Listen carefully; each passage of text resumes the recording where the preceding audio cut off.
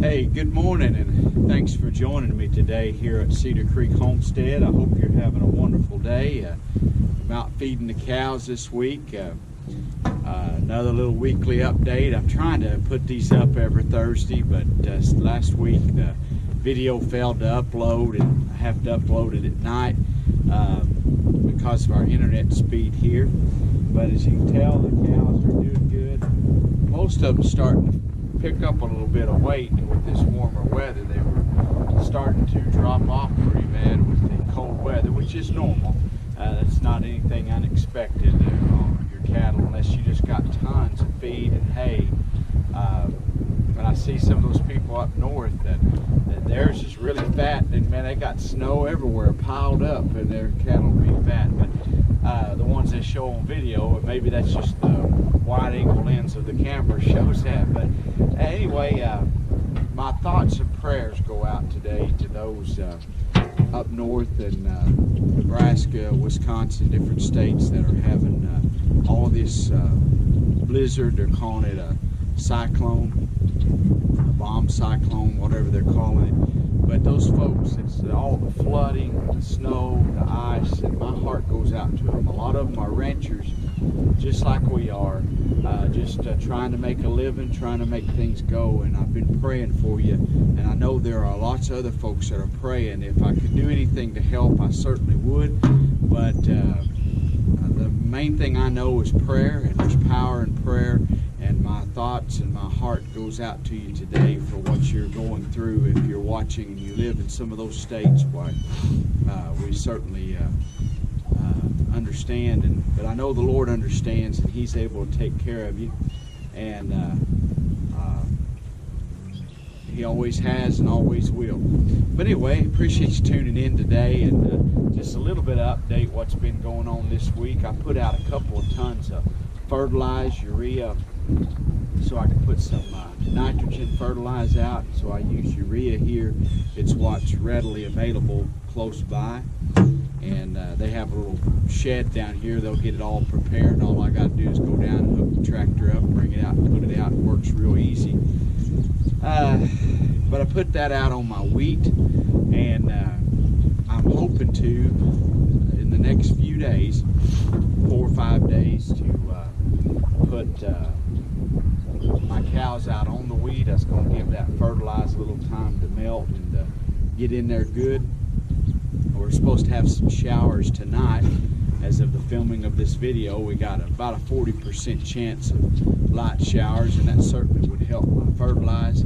I also put out, I got a little video on that. If it turned out worth showing, I'll have it of putting out 50 pounds of clover. That may not sound like a lot, but those seeds are so tiny and so small, and you're not concerned about getting them all up. If you just get a few of them up, then it'll help get the clover. I put out white clover.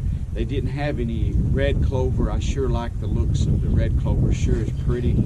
I would like to have some of it as well. But what I've been doing the past 10 years is spraying this property with Grazon. And the last I bought was called Grazon XL, Next XL, something like that. Well, I noticed that I planted some rye seed and they didn't come up. Well, when you get to checking, it will kill your rye, and you know, if you get the rye started, it'll go to seed. Some of it will, and you'll have some coming up every year from now on. Well, mine didn't even come up to begin with, and some did, and then it died real easy. Now, it don't hurt wheat. Whatever's in it doesn't hurt the wheat, but it certainly takes care of the weeds out here. But it's at the expense of our clover, our lespedeza, the yellow hop. Those things have been killed out just about, and I have just very, very little clover left on here. Well, as you know, legumes will help your soil and help your land. So also they start coming out earlier before our Bermuda grass. We mostly have Bermuda grass here. Now I have to say, middle of May to 1st of June, when our Bermuda grass really takes off, I mean, we'll get a good stand of Bermuda grass. The cows can't keep it all laid down. and it'll do pretty good up until your first frost. It starts slowing down in September, and then when you get your first frost, of course, it goes dormant again. But maybe you may not have Bermuda grass where you live, but Bermuda grass does real good here in Oklahoma because it's drought tolerant, and it does just super good job. When it's so humid you can't hardly stand it, Bermuda grass will go crazy. So anyway, but what I want is to do stuff that's a little early, because if not, I've got 60 days here of having to feed hay and grain. That's why I plant the wheat fields, and I'll start putting them on there. That's going to save me about 30 days of feed and grain, but I have to do other things. I still don't mind doing the wheat. I love growing the wheat. I think we're feeding half the deer in this part of Oklahoma right now because they're coming in and eating on that wheat, and they're really loving it, and I love seeing them. I don't know that I love feeding so many of them as I am, but that's part of helping nature and helping our land, and so it's helping the deer population, no doubt. I'm going to get them fattened up, but before long I'll be able to turn my cows. I'm just letting it get a little more growth on it and a few more hours. In fact, my wheat that I have drilled in right out here, no-till drilled into the Bermuda grass where I've got it planted, looks as good as these farmers over here that have really worked up their soil and planted it real good. So I'm thankful for that. Thank the Lord for it, that it's looking good.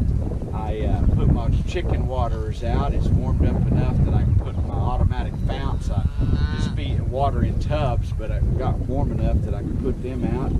I'm hoping we don't have any more below freezing temperatures this season. Although, as you know, if you living around Oklahoma, if you don't like the weather, just wait, it'll change.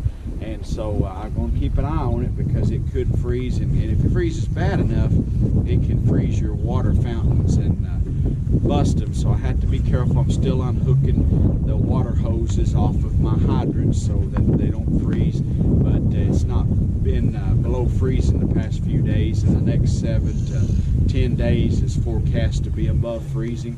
But you know how that is. An old Arctic front can move through. And well, if you can hear me over the guineas this morning, they're kind of alarmed up. I've been filling up, putting out my waters.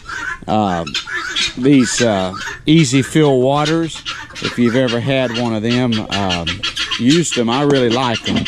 They hold about 5 gallons of water, and so it's warm enough now. I felt like I could put them back out, and it helps keep the water clean. I usually water in these troughs like this, and I still leave them out anyway, but this here just gives them some good clean drinking water. Chickens and guineas and stuff can sure mess their water source up. These guineas are going to over talk me this morning. They've gotten all excited because I was in their pen, but just thought I'd show you, if you haven't ever used one of these easy fill drinkers here for your chickens, why they sure work good here.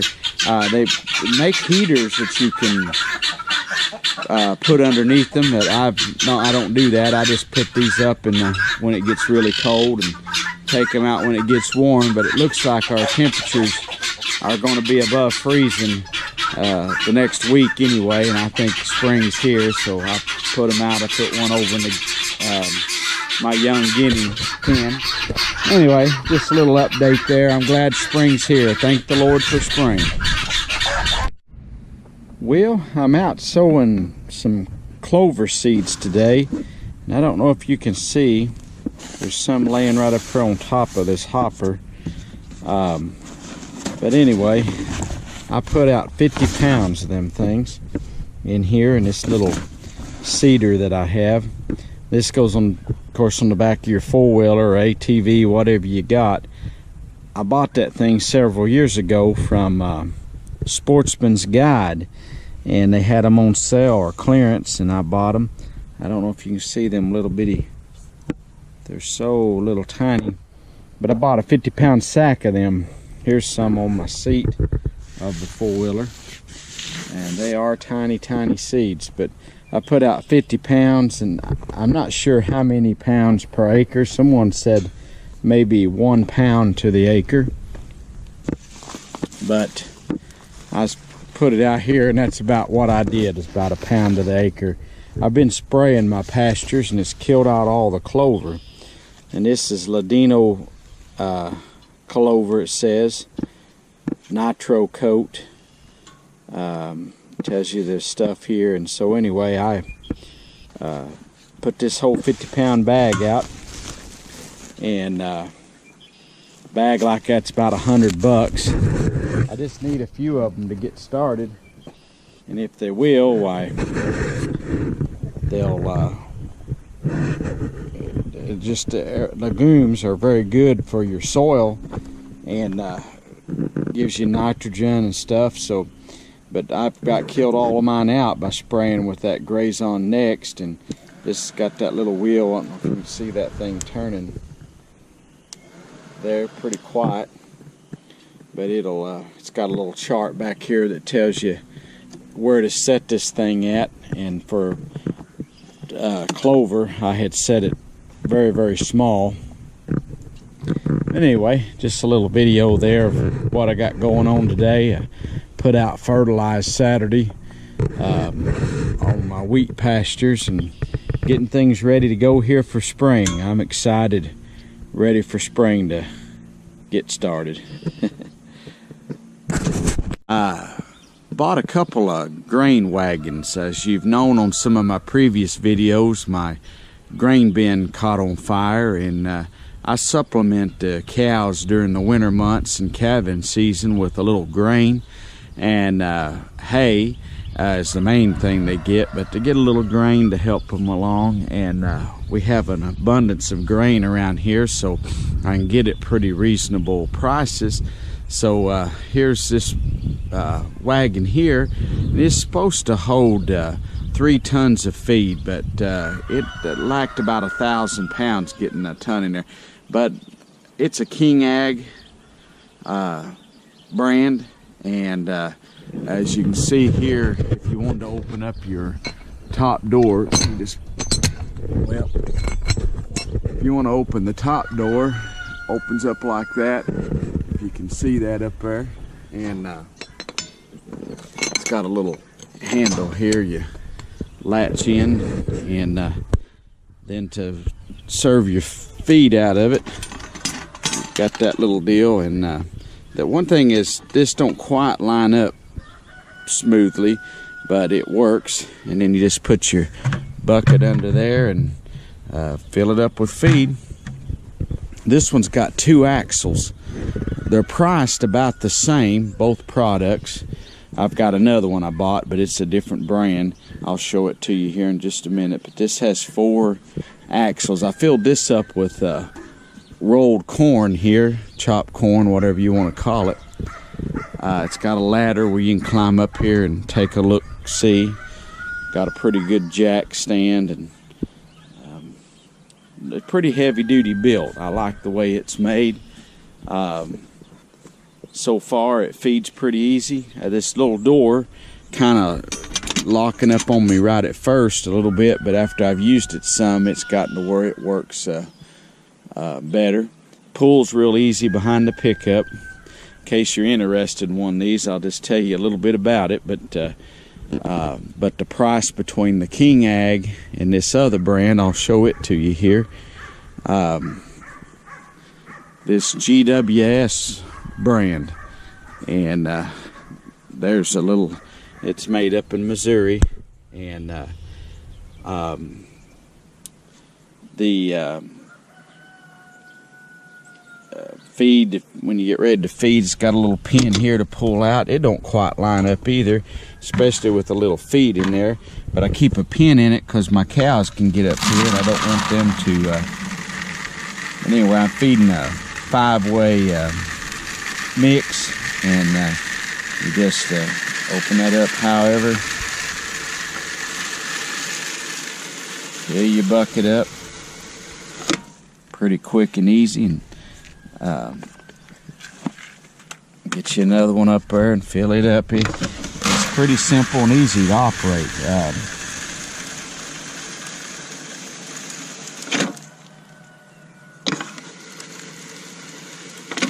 I don't have to worry out here if my bucket's overfilled a little bit. The cows will clean it up when they come in here, or the calves or chickens will scratch around here and eat up any crumbs that's left over. It's got a little ladder that goes up where you can get up to the top on it. This one is the same size, supposed to hold 3 tons. It also, you can only get about what did I say? 3 tons would be 6,000. So I got about 5,500 pounds in either one of these. So they don't quite hold corn, or this got a 4 or 5 way mix in same way. Got some good looking tires on it, but it is just a single axle. But it pulls really good down the road. I didn't know which would be the better, the double or the single axle, but this one does fine, and got a good little jack on it. Something that I did where I bought this at, the guy showed me, you can take a little piece of pipe and put in there on where your pin is. I needed just a little bit bigger pipe. In fact, I needed a bigger pin for this. I got to get a little larger round one. But this keeps it from jumping up and down so much, and that really helped on that. And I'm going to start doing that on these when I take them places. I just tried it, just happened to have that little 3/4 inch black iron pipe. The lid for this one, you take this pin out, and that will swing your lid. Pretty easy to open. In fact, you pull down on it, and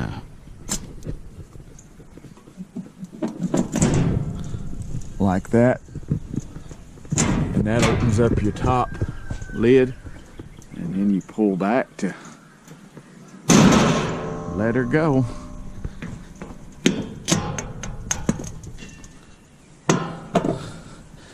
And that's kind of how that works. Pretty easy little setup there. And anyway, some new investments here on the Homestead. It's also got a little deal. I don't think you really need it much, but it's got this little leg that'll let down if you need it. You can tighten that up. That'd keep it from tipping over or moving on you. If you were like in soft ground or something like that, or you climbed up on the ladder, I suppose. But it feels pretty stable the way it's made and everything. But like I say, both of them were about the same price. I bought them from different individuals, different outfits. This guy bought this GWS. He sells them as a sideline deal. And this was his last one for this year, till he orders some new ones in. But I needed something because, as I showed you before, my grain bin caught on fire over there and burned up 20 tons of feed. I'm talking to the grain mill and trying to get them to assist me somehow. I don't care if they replace my grain bin, but I am concerned. You can see how rusted that thing. It's ruined my grain bin on the sides and stuff. It makes some kind of acid that or something that's strong that will rust through your metal, and that's what's happened there on my old overhead grain bin. And those things are about 8,000 new, so I've decided to wait on getting another one. I decided to get these little carts because these carts around here, we have farmers that sell corn right off of their farm, and they'll roll it, or you can get it whole if you want it whole. It seemed like, I think the cows do a little bit better if it's chopped. And then we got places that'll sell you this 4 or 5 way. All you gotta do is hook onto your take it not very far from here and get them filled up. So I'm doing that right now. On that big bin over there, they will come out and fill it for you. That's one thing that makes it nice. And for feed is they'll come out here, but I gotta invest in enough, nearly $5,000 to fill that thing up every year. And so this way I got a smaller investment as far as feed goes in these little trailers, and I can just go get a small load at a time, and I can afford to do that out of pocket. You know, it ain't gonna be a whole bunch of money sitting here waiting to see what's happening. So I'm gonna see how it goes. The worst thing is I can't feed with my creep bin that's on that old truck there, because I can't get the feed up in there. And I reckon I could open up these somehow and put it in a tractor bucket and dump it in there, but I feed by buckets and I don't mind that, and that hasn't been bad. I know for sure how much I'm feeding out when I do the buckets. This in my old truck there in the bin is getting old, so I'm not too awful worried about all that.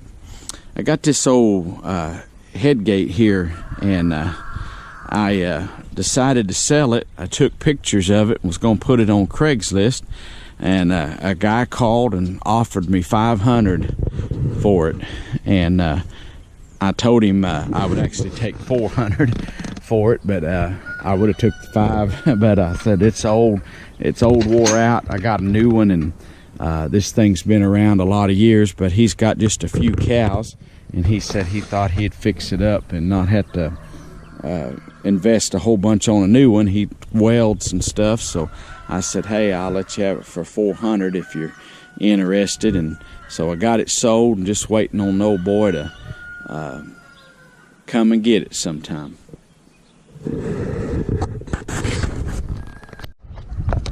Well, I got to work a baby calf today, and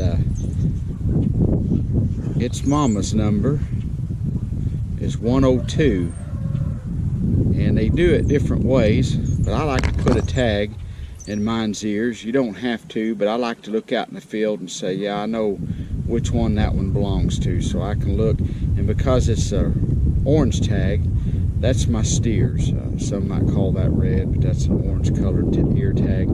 If it's white, that means they're a heifer, or pink. I'd use some pink ones just because I ran out of white ones. But that 102, I take one of these markers you can buy for your tags, and I write that on there. I'm looking across the field, or when I'm separating them out, I ain't got to question the heifers from the steers. I know it's not that hard to tell most usually, but still I know, and I know when he was born in 3rd month of March. Also a steer, so I got to put a band on him. The reason I got 2 bands is because sometimes something will go wrong, and I had to have a spare, so I put a spare down in my pockets here, and that way if something goes wrong and I've got him hemmed up, I can just reach over and get another tag. This one ain't very wild or anything, so we're gonna go out here and see if we can get him worked here. He's about 3 days old.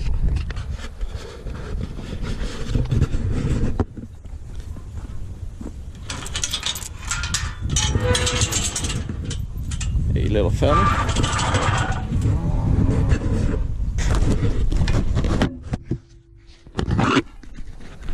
I'm gonna set this view. We'll see how this turns out here. So it's not very rambunctious.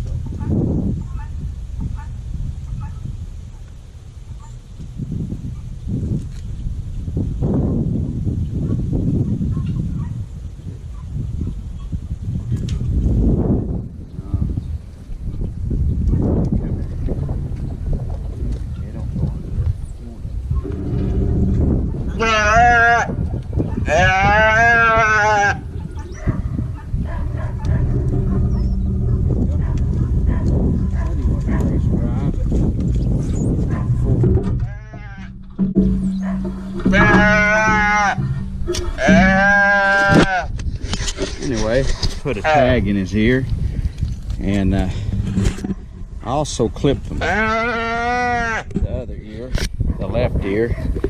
And it's kind of hard to hold the camera and show you all of this at the same time, but anyway. You're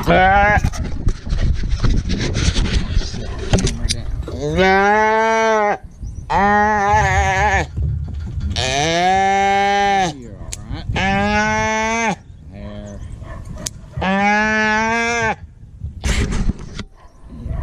Don't get knocked over. And sorry that video didn't show up very well, but you can see here. We'll get him up here in the, you can see this sack here, and you want to make sure you get both of the nads in there. he's not being hurt. They barely feel any of this when they are little like this, but he's gonna make a good little old steer come fall. I'm gonna turn him out here in the pasture. This video ain't gonna be the best in the world, but he'll be all right. Come on, buddy. Come on. Let's go. Come on. Let's go on in. Come on. Good boy. Good boy. Anyway, there's a little video of working a calf. Well, I'm going to work a couple of calves or cows here, 3 of them actually, and I've got worm medicine.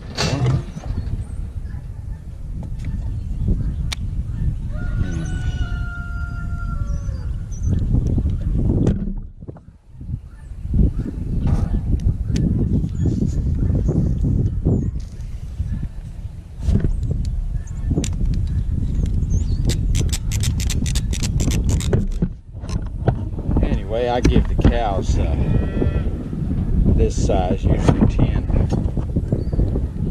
cc's a piece. Just 500 for every 500 pounds of body weight.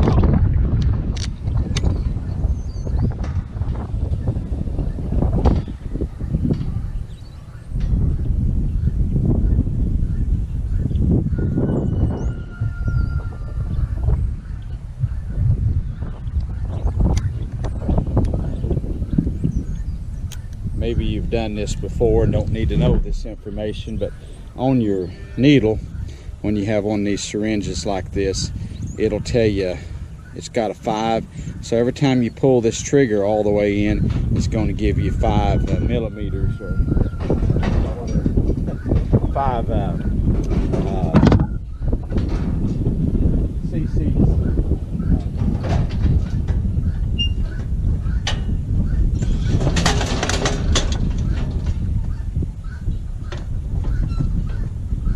Got this little door over here. I'll show a video on it.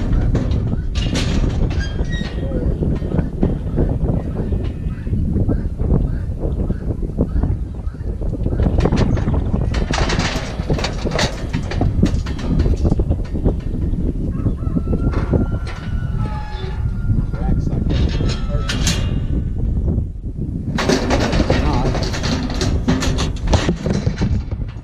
she just thinks it is. But anyway, I measured against pour on here too. We got the lice and stuff this time of year bad.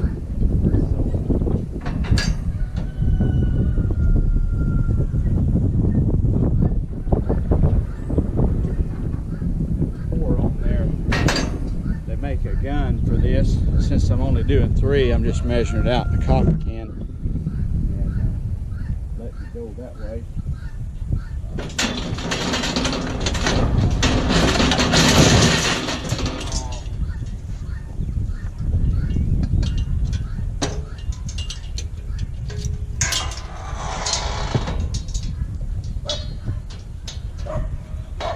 There.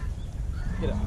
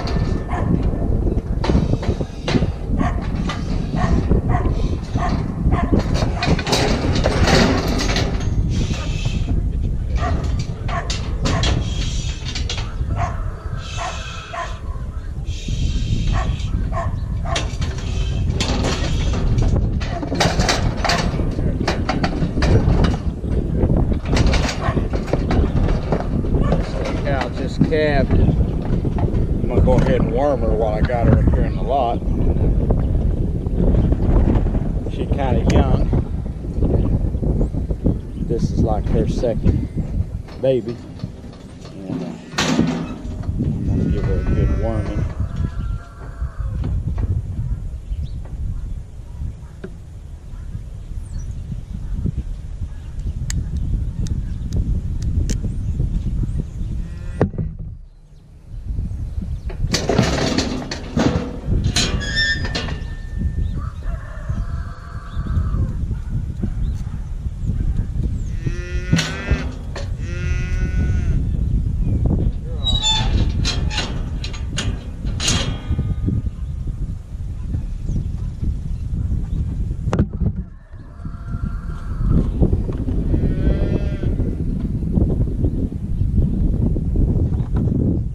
The injectable oil don't do real good, but I like to give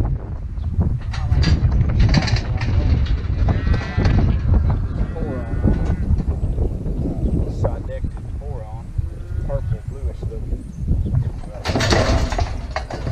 It gets rid of the external parasite better to me.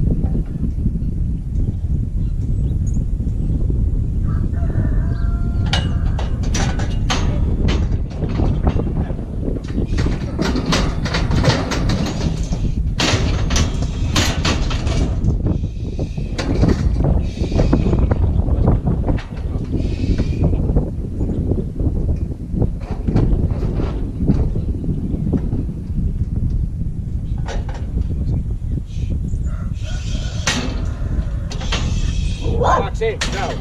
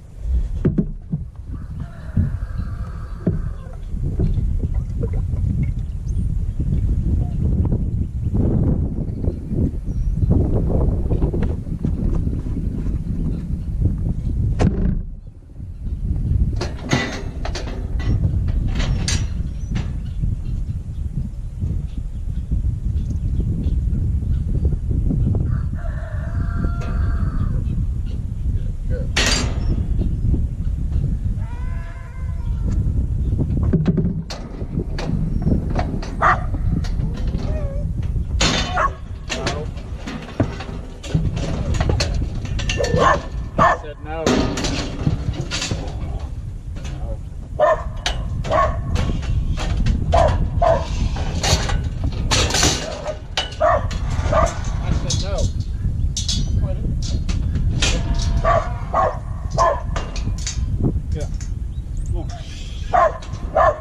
Foxy, no. I said no.